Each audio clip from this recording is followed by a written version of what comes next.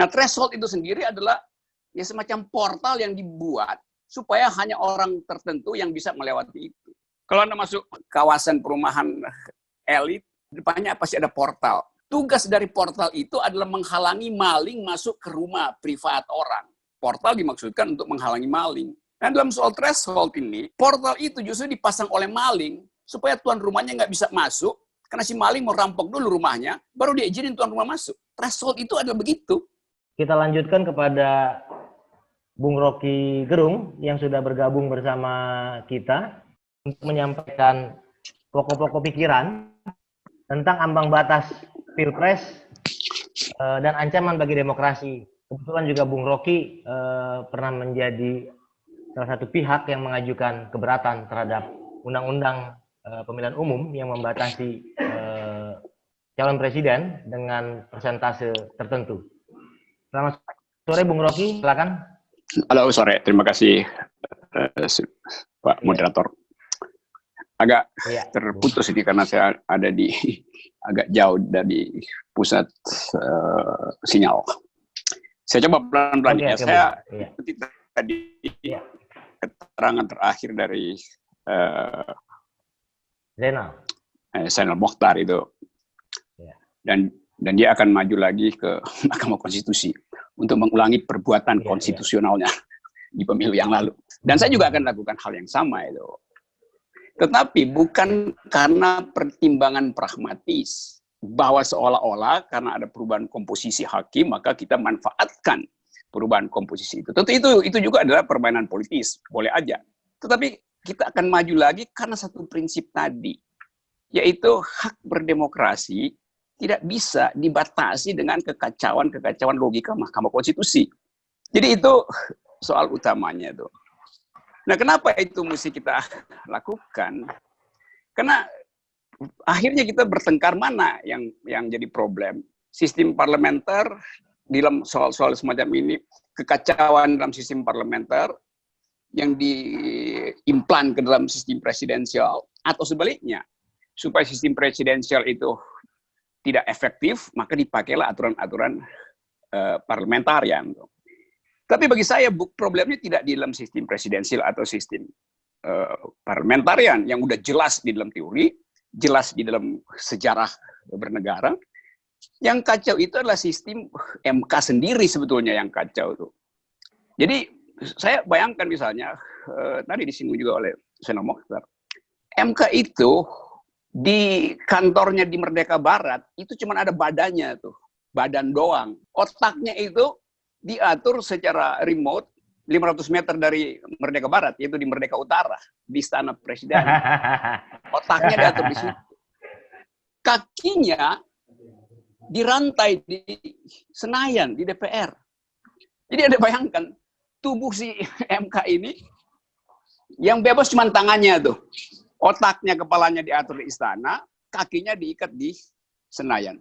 Yang bebas cuma tangannya. Buat apa dia bebas tangan? Buat menerima sogokan itu. Buat korupsi. Jadi ini problemnya ada di dalam tubuh Mahkamah Konstitusi. Tugas dari Mahkamah Konstitusi adalah membantu pencernaan politik demokrasi. Membantu pencernaan. Jadi dia jadi enzim supaya demokrasi ini bekerja, sistem pencernaannya. Nah, sekarang dia sendiri mengalami konstipasi. Pencernaannya terganggu. Ngedon, nggak bisa buang air besar secara bagus.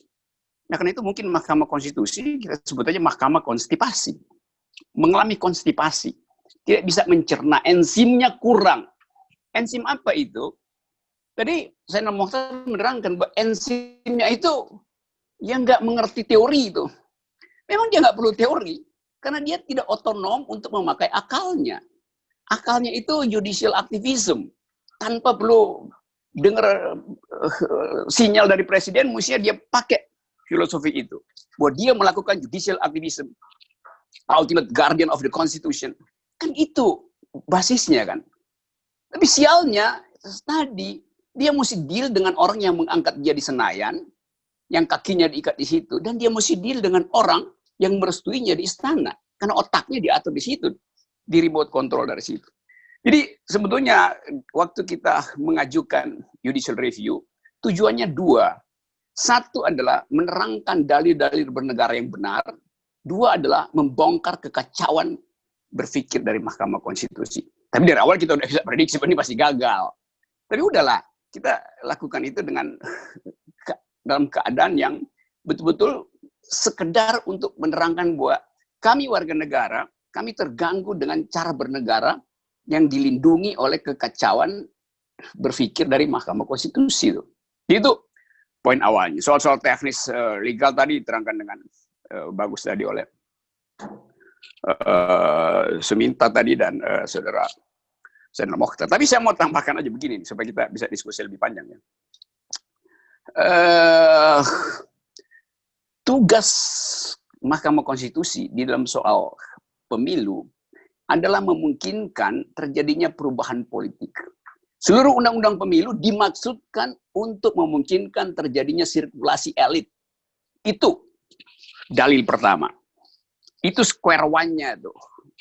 Jadi postulatnya adalah bertanya, apakah undang-undang pemilu sekarang ini mempermudah terjadinya sirkulasi elit atau tidak? Ternyata tidak. Oleh karena itu kita periksa di mana penyebab tidak terjadinya sirkulasi elit. Padahal demokrasi membutuhkan sirkulasi elit. Ya dalam undang-undang yang ada threshold itu. Karena itu kita pergi ke Mahkamah Konstitusi untuk memberitahu bahwa, Mahkamah Konstitusi, Anda bantu dong kita rakyat. Karena kita yang punya kedaulatan, kita ingin aplikasikan kedaulatan itu secara demokratis, secara equal. Karena itu bantu kami. Dia nggak mau jawab. Dia jawabnya setelah pemilu berlangsung. Dan jawabannya juga udah kita tahu tuh, ditolak. Jadi keadaan itu menerangkan bahwa MK tidak membantu menjadi pelumas untuk membuat mesin demokrasi ini berputar sempurna. Bahkan dia menghalangi. Nah, threshold itu sendiri adalah ya semacam portal yang dibuat supaya hanya orang tertentu yang bisa melewati itu. Kalau Anda masuk kawasan perumahan elit, depannya pasti ada portal. Tugas dari portal itu adalah menghalangi maling masuk ke rumah privat orang. Portal dimaksudkan untuk menghalangi maling. Nah, dalam soal threshold ini, portal itu justru dipasang oleh maling supaya tuan rumahnya nggak bisa masuk, karena si maling mau rampok dulu rumahnya, baru dia izinin tuan rumah masuk. Threshold itu adalah begitu. Portal yang dipasang oleh maling. Bukannya portal yang dipasang oleh tuan rumah. Kan itu logiknya begitu, gampangnya. Jadi kalau sekarang kita berpikir misalnya, tiba-tiba udah 2024, kita push waktu besok 2024, dalam 24 jam 2024, pemilu legislatif udah selesai. Ada partai A, partai lama, dia ternyata dulu dia dapat 25%, sekarang dia cuma dapat 2% per hari ini. Besok pemilihan presiden. Ada partai B, dia dapat 25% hari ini, tapi dia nggak ikut pemilu. Setahun yang lalu, sebelumnya tuh. Nah sekarang siapa yang bisa mencalonkan presiden? Yang bisa mencalonkan si partai A, yang walaupun hari ini cuma dapat 2%, tapi karena aturannya thresholdnya di belakang dia dapat 20%, maka dia mencalonkan. Padahal rakyat bilang, lu nggak bisa lagi sekarang, karena lu maling gitu. Tapi si maling bilang, undang-undang bilang gue bisa. Karena pakai sertifikat yang udah kadaluarsa kan.